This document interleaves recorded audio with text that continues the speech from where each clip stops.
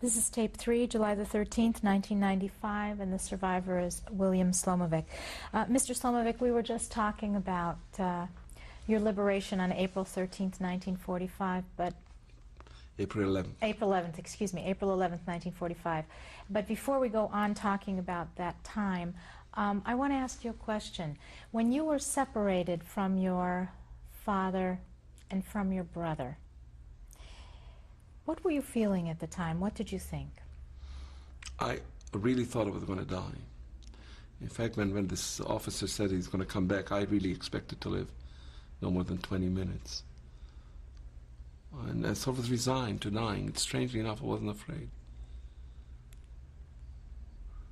Just that I felt that my parents had such high hopes for me, because I was at the risk of sounding egotistical. I was a bright child, and I didn't fulfill my promise. That's the truth. And that was but I wasn't afraid. You lived so long with dying that there comes a point where you almost feel, let's get it over with. And the curiosity, what it's like. And of course, raging against God, which you've taught is the source of all good. But that was my feeling, and I fully expected to die. Did you rage against God yourself? Oh yes, I raged. Of course, when I found out what happened, when my suspicion, my fears were confirmed, and I went away totally from religion for a while, totally, and have never come back to it. You know, there's always this, God failed. And we can rationalize it, it's our fault. Well, how could it be the fault of little babies? It is just that all the philosophy and all the religion is not going to provide comfort which is commensurable with the pain at all.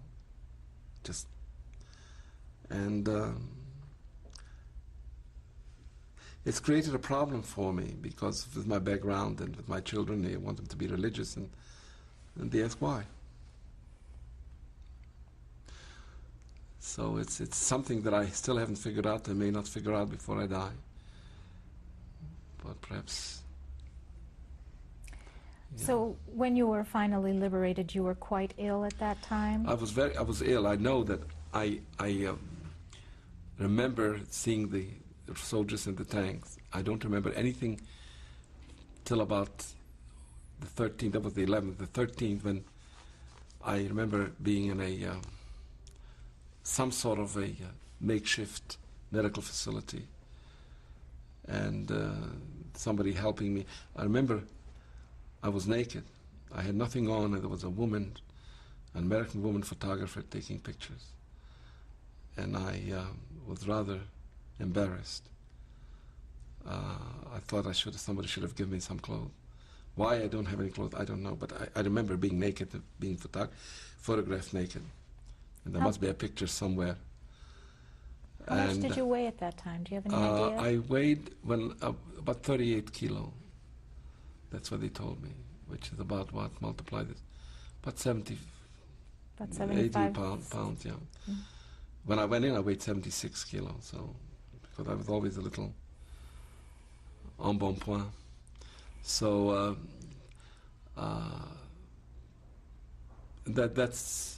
then of course I was very upset that father left, because had he stayed, had we all hidden, we would have all been liberated. And all they had to hide for overnight, one night. But that's fate. And I believe that the 3 weeks that father still had to spend, without food and everything, that I think that probably contributed to his death. But at that time, after you'd been liberated, you still didn't know where your brother and your father were, or what had happened I knew to that them. they went, and I figured they must be going east, because the English were coming from the west. But again, I didn't know. What happened was, they took me to this hospital where, as I told you, I just didn't eat and they didn't expect me to make it. And then one day I woke up with such hunger that I could not still it. I was just hungry all the time. And I used to literally steal food. Well, it wasn't really stealing, I mean, but I remember they were feeding us some porridge in the evening. And I remember asking for another plate and putting it under the bed, because if I woke up, I knew I was going to wake up about 5 in the morning and I'm going to be just ravenous. And then I started putting on weight, but in all directions, not just... and we were there about 2 months. And I remember one scene which I didn't know what to make of it. There were Polish boys who were, a lot of them died, a lot of the kids died.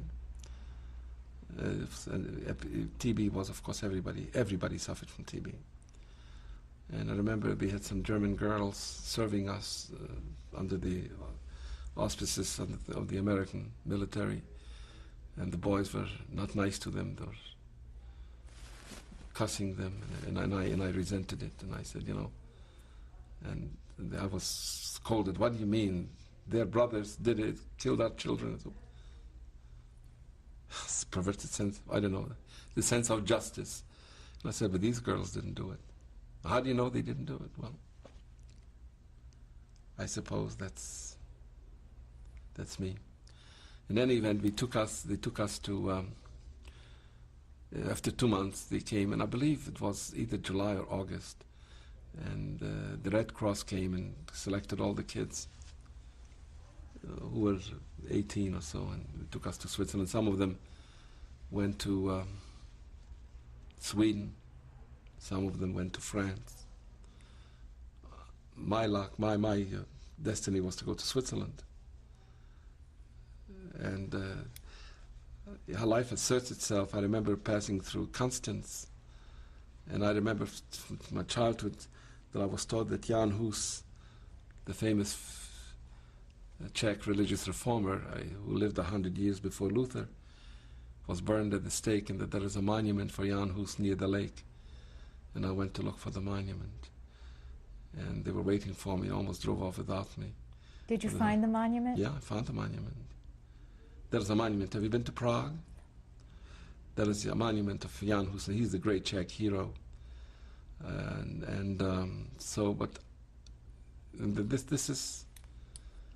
This is the human psyche. They took us to Switzerland to a place called Herisau, where we spent some time near St. Gallen. From Herisau, they took us to Davos. I think I told you last night, I recommend that you read The Magic Mountain. It's one of the great masterpieces of the 20th century. And then I went to, I had TB, and they were trying to arrest it by collapsing my right lung, and they didn't succeed. Instead, I developed tremendous pleurisy. And they said that I was lucky that he just invented penicillin, because if not for penicillin, I wouldn't be alive. I still have a partially collapsed right lung. And from there I went to Gymnasium in Basel. Then I came to the United States. When did you find out that your brother and your father had survived? Well, I told you that my father told me to write to Sam Wiesel. And I wrote to Sam Wiesel, and I got a letter not from Sam Wiesel, who didn't deign to answer me, but from his brother, whom I knew from Salotfina because he emigrated in 1938, who still lived in New York, and then later moved to Los Angeles. And he wrote to me, and apparently, I don't know how my brother got in touch with the people in America, but somehow we all got in touch. And I got a letter from my father, in which he again told me not to go home, but with the letter came a telegram. And I opened the telegram before I read the letter, and the telegram had told me that my father had died.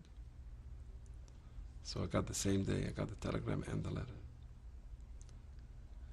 And it was just before Rosh Hashanah, so it must have been, my father died a week before Rosh Hashanah. So the letter must have been written sooner, by maybe 2-3 weeks before, and the telegram must have been sent right then. So And the telegram came from my brother, from Jack. And this is how we got in touch with each other, through our uncle who lived in Coral Gables, and Uncle Sam. And then I came to the United States. And How did you come to the United States? I was sponsored by my Uncle Sam.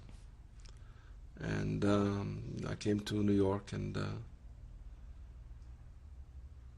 he happened to be in the city, and he gave me $25, and I went into a telephone booth and put my wallet down, and forgot my wallet, which is something I've always done. I forget things. And then I didn't have a nickel to go home, and the subway fare was still a nickel. And the cop was nice enough to lend me a dime, or to give me a dime so I could go home.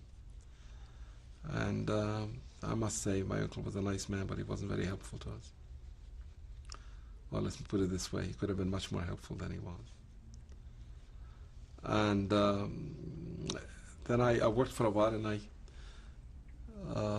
applied to Yeshiva University, and I was accepted and got my bachelor's at Yeshiva. Then went to San Francisco, where I wanted to work for the UN as a interpreter, and they said, no, I'll have much better chance as a reporter, so I went to court reporting school. Never got the job at the UN, but worked as a reporter for about 10 years. And then went into business, nursing home business, and got my RN license. And then my law license. That brings us up to today. And you got married at some point after you came to the United States? In 1960, I went to Israel on a visit, and met my wife, and was supposed to stay there 3 weeks, so I stayed 6 months, because I didn't want to leave without her, because my brother Jack, who came to America without his wife, had a deuce of a time getting her here, and I decided that I wasn't going to do that, so I stayed there for 6 months until she got her. She had no problem getting an entry visa, but she had a problem getting an exit visa, because catch-22 in Israel. To get an exit visa, you have to be liberated. You have to get permission from your army unit. Since my wife was never in the army, for religious reasons, she couldn't leave, because no army unit could give her. It was one of those bureaucratic malevolence, chicanery. That's what it was. We have those there also. What is your wife's name? Rachel. And I have 2 daughters. My oldest daughter's name is Judith, named after my mother. And the younger daughter is named Rebecca.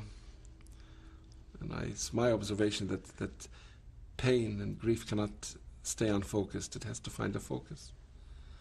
And my pain and grief focused on my little sister Rebecca, who was she was 4 when we went to Auschwitz. And she was just the most delightful child that you can ever. I have pictures in my mind of her which, whenever I think of it, brings me to tears. And so I named my daughter after her. I also had a sister, Hani, who was delightful, and Etu. They're just wonderful children. Just such wonderful children, I think. To me, I'm not very sanguine about man's future on this earth, because I believe the 20th century showed 2 things. That man has the means to destroy himself, and the capacity of doing it. And we are witness to this every day. Man, the nuclear weapons show that we have the means to destroy ourselves, and what's happened in Auschwitz and what's happening now in Serbia shows that there is a very good chance that it will happen. But then we were not going to be the only species that lived on this planet and vanished. So. Do you have any grandchildren? I have 1 grandchild who is, in fact, I saw him off to the airport today. My daughter and younger daughter and her husband are physicians, and they're just moving to Albuquerque to work at the University of New Mexico. So, and then my older daughter, who is deaf, does not have children. She's married and lives in Rochester, New York, and needs to come here in the summer for 2 weeks to cool off, and in the winter to warm up, because apparently the weather in Rochester tends to be rather inclement at times. So, and that's it. And we had a very lovely family here. Unfortunately, we're getting old, and there are fewer of us now. And but we were fortunate in this, that we had enough that we had others to comfort each other and to go over these experiences, even though they are spoken of with great reluctance and great hesitation and trembling. But in a sense, we feel that we've survived, and everybody has worked hard, and everybody has done fairly well in the American scheme of things. Nobody's on welfare, and nobody's child is on welfare. And I think this is something to be proud of. We started off with less than nothing. I think to the extent that we succeeded, Auschwitz has something to do with it, because when you lose everything, and we were relatively well off, and you survive, then you have no fear, because what's going to happen? It is never going to be as bad as it was. So what's going to happen? You're going to lose the money. Because people ask me, how did you dare go into business, for instance, with so little money? I said, what's going to happen? I'm going to lose it. I'm going to lose it. Because when you lose everything, I think George Bernard Shaw says, when you rob somebody of hope, you also rob him of fear. I think when you went through, in a sense we lost hope, then we also lost our fear. So that's where we are. Now that you've said those very insightful things, let me just ask you if there's any particular message that you would like to leave for your children or grandchildren, the rest of the world. Well, at one time I thought that freedom of the press, that at least if the world had known what was going on, it wouldn't have happened. Look what's happening in Serbia. We have CNN there 3 times a day, and it's happening with our own eyes.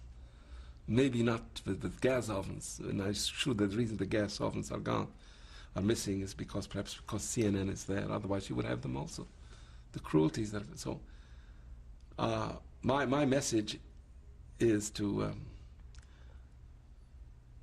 love each other, to love one another, and to comfort one another, really, and to hope against hope.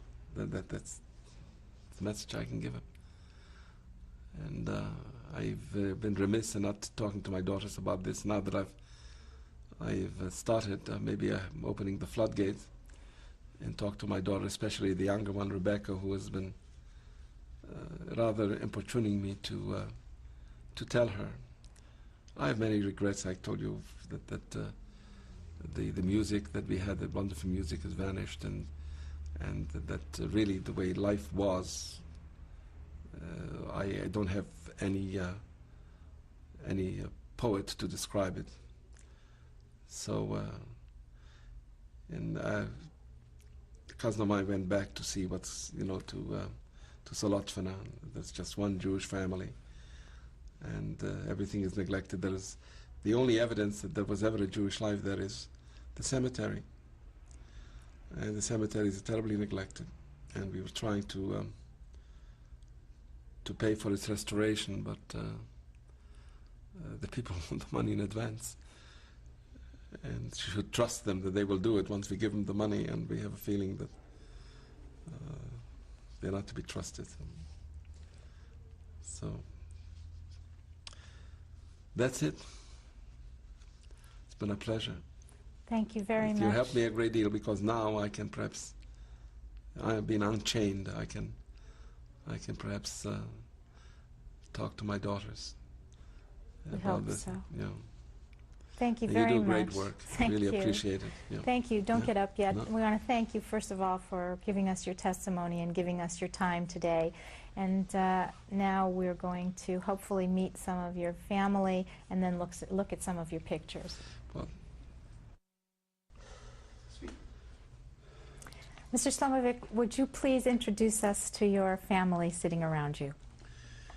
gladly. To my left is my eldest brother, Dr. Eliezer Slomovic, and behind him is my middle brother, Jack Slomovic, and immediately behind me is my wife, Rachel Slomovic. Before we talk to your brothers, let me just take the ladies first. And Rachel, why don't you just tell me very briefly how you and your husband met? Oh, He came for a 2-week visit to Israel, and he came to give regards from a lady who lived in LA to her mother, who was my next door neighbor. And that neighbor came to talk to my mother and asked if I would agree to meet him on a blind date, and I said yes, and that's how we met. The rest is history. And how many years have you been married? We'll be married in October, 35 years. 60 years. Some date. 35, yeah. We're married now 34. That's very nice. And Dr. Slomovic, Yes, ma'am. would you like to add something? I know that you didn't have quite the same experience that your brothers had because you were in a Russian prison camp during the war. Is there something you'd like to add to your brother's videotape that you'd like to say? Well, what I had to say, or what we had to talk, we talked it over in the last 50 years. I was the only one in the family who did not go to the concentration camp. I don't know whether it's for the better or for the worse. I don't know if I would have survived or not. You can only guess. I was very happy to have my 2 brothers. And I'm very proud of them. We all came here, we are all together, and I hope we'll be together for a long time. Jack, is there something you'd like to add? No, I'm just second the words my brother said. I hope we will last for a long, we can be together for a long time. We enjoy each other, and we have a very good relationship. And I just I wish to other brothers to have as a close relationship what we have. That's very nice. Can I say and inject the word? Yes, certainly. Yeah, I have my youngest grandson is going to be bar mitzvah soon. And my second grandson, the middle one, I wasn't there. I was sick at that time. I was in the hospital. And I'm looking to addition some good words about a middle brother. There is a lot of good things about the oldest brother. There's a lot of good things about the youngest brother. But I can't find anything good to say about what's called in Hebrew Sheni Lebet, and the middle brother. So I think my middle brother is really a paradigm of what a middle brother should be. That's very nice. And I like to add that my Jack's conduct towards our father while in Auschwitz and after is really something that should be a model for filial loyalty and love. And I wasn't there after the war, but I was there in camp, and I know. And I'm really, every time I think about it, I move to tears. And I'm very proud of him, and I think he deserves great praise and admiration for it. Because he was there, saw my father dying, and I am sure it must have been a wrenching time for him. And I was not. So. Well, we wish all your family good health and lots of happy family times together. I want to thank you very much for taking the time to be with us. Thank you. It's always Thank a you. pleasure. Thank you. Now we're going to look at some of your pictures. All right. Thank you. Rolling. One of the gentlemen there is my grandfather, and I believe I recognize the gentleman to his left as one of my uncles. The significance of this picture is, as it relates back to the question you asked me about anti-Semitism, I believe this is a picture of the Jewish Volunteer Fire Brigade. And the reason they had to have a Jewish Volunteer Fire Brigade, because if there was a fire in the Jewish area, ghetto, the others wouldn't, the Gentiles wouldn't come and put it out. So they had to have their own fire brigade, and I believe all these gentlemen are part of that volunteer fire brigade. And my grandfather and one of my uncles apparently were members of that brigade. Your grandfather is standing in the very back row, the second Right. from the left. Second from the left, right. And what was his name? His name was Moses Slomovic. And when was this picture taken, do you think? This picture must have been taken in the early 30s or late 20s And where? in Salatvina, our hometown, Czechoslovakia. Czechoslovakia. Rolling. This is a picture of my family before the last two children were born. And judging by the size of the young boy in the forefront, I would say this picture was taken sometimes in 39 because he was born in 33. And it looks to me like a 6-year-old child. On the extreme right is my father, Ephraim, and next to him, moving left, is myself, and in front of me is my sister Etu, and next to her is my little brother of Rumi. Behind him is my brother Eliezer, who's with us today, and in front of him is my sister Khani, and to the left of Eliezer and in back of Khani is my brother Jack, and on the extreme left is my mother Judith. And where was this picture taken? And this was taken in Solotven in Czechoslovakia, obviously, with a family portrait. There were subsequently there were 2 more children born, 2 girls, Rebecca and Malka. And go. This is a picture of my mother and me, and it must have been taken before 1930. The reason I say that is because I still have my hair, and it was customary when a little boy turned 3, his hair was cut, which is a ceremony which is now coming to vogue again. And obviously I still have my hair. After that, boys were cut short. So this picture was taken sometimes, I would venture to say, 1930. Where was it taken? It was taken in Solotven in Czechoslovakia. Go. This is a picture of my 2 sisters in dirndls, which was in fashion then. Lovely, lovely girls. The one to the right is Khani, who was really just absolutely sweetest child you can ever imagine. And the other one is Etu, who was suffering from TB even as a child and spent away from home several periods of time, but unfortunately was home to go to Auschwitz with us. So neither of these survived. Where was this picture taken? Again, this was taken in Solotven in Czechoslovakia. In what year? Well, Judy was born, or rather, Khani was born in 29, and I imagine this looks like a 12-year-old child. I imagine late 30s, 38, 39, something like that. Action. This is a picture which was taken in one of the places where we had a sawmill, Barnabas, I believe, and it's a picture of the family, of my father to the extreme right. In front of me is my brother Avrami, and next to my father is a cousin Tsipi, who did not survive, and next to Tsipi is my sister Etu, and next to her is my sister Khani, my mother, and to the left of my mother is my grandmother Nissel. In front of her is a cousin from Ushhorod, my grandmother's a granddaughter, and to the left of my grandmother is a lady by the name of Rivka, who sort of grew up with us, and then later we went to live with her in the city of Rachov. And this picture too, this picture was taken in, it's obviously a snapshot, and it was taken in Barnabas in Czechoslovakia. And your father's name? My father's name is Ephraim. And mother's name? Judith. And your grandmother's last name? Visa. And Her name is, this is Tsipi. Tsipi. C-I-P-I. And her last Tsipi. name? Shlomovitz. Great,